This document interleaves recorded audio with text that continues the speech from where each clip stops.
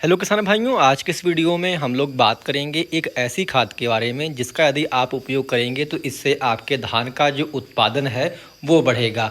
और कुछ ऐसे प्रबंधन हैं, यदि आप उनको अपने खेत में अपनाते हैं तो इससे भी आपका जो है धान का उत्पादन बढ़ेगा।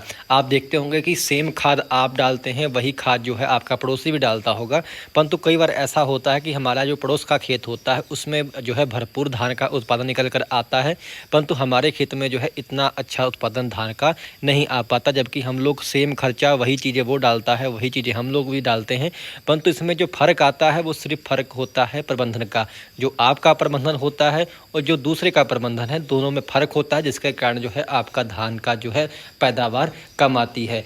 आपको खादों के साथ साथ प्रबंधन पे भी जो है विशेष ध्यान देना है। कुछ ऐसी खादें होती हैं किसान भाइयों जो आपके धान में जो है उत्पादन को सीधे तौर पे बढ़ाती हैं, यानी कि आपके धान के उत्पादन को सीधा प्रभावित करती हैं। क्योंकि काफ़ी सारी ऐसी खादें जिनको हमारे किसान भाई डालते हैं जिनसे हमारे धान में जो है खाली वनस्पतिक ग्रोथ होती है, यानी कि वनस्पतिक जो बढ़वार है हमारे धान की, यानी कि पत्ते की और तने की, वो अच्छी होती है। हमारा जो धान है वो हरा भरा बना रहता है। परंतु एक खाद ऐसी भी है जो कि आपके धान की जो है दानों में अच्छी चमक लाती है, इसके साथ साथ दानों में जो खालीपन की समस्या होती है वो नहीं होती। यानी कि जितने कम आपके बालियों में जो है फराहक होगा, यानी कि खाली दानों की संख्या जितनी कम होगी उतना अच्छा जो है आपका उत्पादन आएगा। ये जो खाद है ये हमारी पोटाश होती है, यानी कि एमओपी के बारे में हम लोग यहाँ बात कर रहे हैं, जो कि काफ़ी कम किसान भाई जो है अपने खेतों के अंदर डालते हैं। या तो सिर्फ एक बार डालते हैं या फिर डालते नहीं हैं। परंतु जो आपका यदि आपको अच्छा उत्पादन लेना है तो आपको अपने खेतों के अंदर, यानी कि धान की फसल के अंदर तकरीबन 2 बार जो है पोटाश का उपयोग अवश्य करना चाहिए। अब जानते हैं कि पोटाश का उपयोग मैंने आपको क्यों बोला, क्योंकि जो पोटाश होता है इससे आके पौधे के अंदर जो भी भोजन बना होता है उसको जो है बालियों तक लाने का जो कार्य होता है वो पोटाश ही करता है। अब जब आपके खेत में अच्छी हरियाली है, अच्छा सब कुछ है, परंतु आपने पोटाश ही अपने खेत में कम डाला है या डाला नहीं है, तो इससे जो भी वो भोजन बनाएगा प्रकाश संश्लेषण क्रिया से, जो भी आपका कार्बोहाइड्रेट है या फिर शुगर है जो भी बनाएगा, वो जो है पौधे से जो है जो आपका दाने हैं उनमें तक जो है अच्छे से ट्रांसफ़र नहीं हो पाएगा, जिसके कारण आपका जो धान होता है उसमें खाली दानों की संख्या अधिक आती है। दानों की जो है विकृति आपको देखने को मिलती है, अच्छी प्रॉपर शेप नहीं बन पाती है, दानों में चमक आपको कम देखने को मिलेगी, यानी कि टोटल मिला के आपका जो उत्पादन है वो इससे घटता है। परंतु यदि आप एमओपी यानी कि पोटाश का यदि आप उपयोग समय समय पर अपने धान में करेंगे तो इससे आपका उत्पादन जो है काफ़ी अच्छा देखने को मिलेगा। क्योंकि जो भी आपका पौधा फूड मटेरियल बनाएगा, यानी कि जो भी आपका पौधा भोजन अपने अंदर स्टोर किया होगा उसको बालियों तक जो पहुंचाने का कार्य होता है, जो ट्रांसफ़र करता है, वो आपका पोटाश ही करता है। तो आपको जो है पोटाश का उपयोग तब कम से कम 2 बार अपने धान में करना है। पहली बार जब आपका धान कल्ले दे रहा हो, यानी कि तकरीबन 20 से 25 दिन पे आपको डाल देना है, या फिर आप शुरुआत में ही उसका उपयोग कर सकते हैं। इसके बाद में जो सबसे महत्वपूर्ण जो फेज होता है वो होता है आपका जब धान गोप पे आया हो, यानी कि जब धान में आपके बारियाँ निकलने वाली हों, उस समय जो है आप अपना जो है इसका उपयोग, या तो आप उस समय एमओपी को डाल दें, यानी कि जो म्यूरेट और पोटाश आती है लाल वाली, उसका उपयोग कर सकते हैं। या फिर आप उस समय, सबसे बढ़िया है कि आप उस समय जो है स्प्रे कर दें। स्प्रे में जो है आप NPK 0050 को ले सकते हैं या फिर NPK 13045 को ले सकते हैं। तकरीबन 1 से लेकर के 1.5 किलो मात्रा जो है इसकी 1 एकड़ में जो है पर्याप्त रहती है। और इसमें कोई आप एक अच्छा फंगिसाइड मिला लें, क्योंकि उस समय जो है फंगस भी काफ़ी धान में लगती है, जैसे सीड ब्लाइट वगैरह भी नहीं आएगी यदि आप इसमें फंगिसाइड को अच्छा मिला लेंगे, जैसे कि आपका अमिस्टा टॉप है या फिर नेटिवो आता है, या फिर आप रोको भी जो है मिला सकते हैं जिसमें कि थियोफ्लोरामाइड 70% वाला होता है, या फिर कोई अच्छा आप अन्य जो है टेक्निकल ले सकते हैं और इसके साथ में मिलाकर यदि आप स्प्रे करेंगे तो इससे आपके दानों में अच्छी चमक आएगी, अच्छा जो है दानों में वजन आएगा। और इसके साथ साथ कुछ ऐसा प्रबंधन भी है जिससे आप अपने धान का उत्पादन को बढ़ा सकते हैं। यानी कि खादें तो कई के साथ डालते होंगे परंतु उनका फिर भी उत्पादन नहीं आ पाता।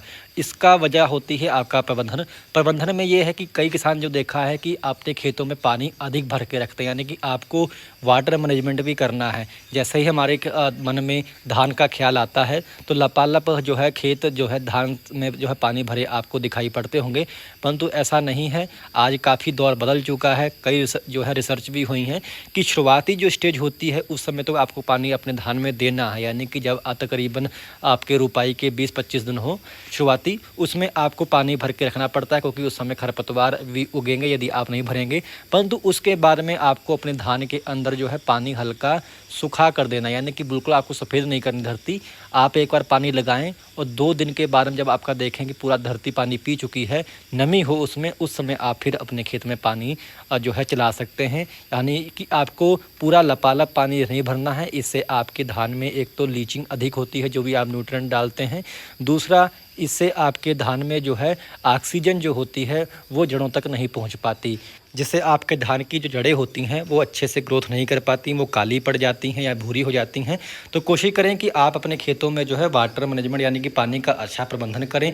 शुरुआती स्टेज में आप पानी भर के रखें, उसके बाद में धीरे धीरे आप कम करते रहें। हालांकि आपको बिल्कुल कम नहीं करना है, नमी आपको अच्छी बनाए रखना है, क्योंकि जब आप हल्का पानी अपने खेतों में कम करेंगे तो इससे क्या होगा कि जो डायरेक्ट सनलाइट है यानी कि सूरज की जो किरणें हैं वो धरती पे पड़ेंगी, जिससे आपकी जो फंगस है वो डीएक्टिवेट होगी ज़मीन की। इसके साथ साथ ज़मीन में अच्छा जो है वायु संचार होगा, यानी कि आपकी जो माइक्रोबियल एक्टिविटी यानी कि सूक्ष्म जो आपके जीव हैं उनकी क्रियाशीलता ज़मीन में बढ़ती है।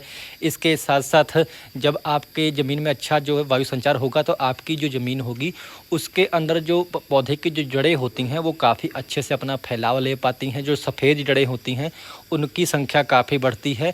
ये काफ़ी सारे फ़ायदे जो है आपको मिलेंगे यदि आप अपने खेत में अच्छा पानी का प्रबंधन रखेंगे। इसके साथ साथ आपको आखिरी जो यूरिया है वो बहुत लेट नहीं लेके जानी है। 40 दिन के भीतर भीतर आपको आखिरी यानी कि तीसरी यूरिया आपको अपने खेत के अंदर डाल देनी है। इसके के ऊपर जब आप लेके जाते हैं तो इससे भी उत्पादन में फ़र्क पड़ता है। आपका जो पौधा होता है वो फिर आखिरी तक अब अपनी जो वनस्पतिक बढ़वार है यानी कि जो आपका वेजिटेटिव ग्रोथ है उसी को आगे तक बढ़ा लेता है, जिससे आपकी जो रिप्रोडक्टिव जो ग्रोथ होती है यानी कि जो दाने बनने की जो प्रक्रिया होती है पौधे में वो थोड़ा जो है और आगे जो है लेट हो जाती है, जिससे आपका जो धान में आगे चल के बालियाँ कम आती हैं, उसके में जो पत्ता होता है और जो उसकी जो तना होता है वो अधिक जो है ग्रोथ जो है बनाए रखता है।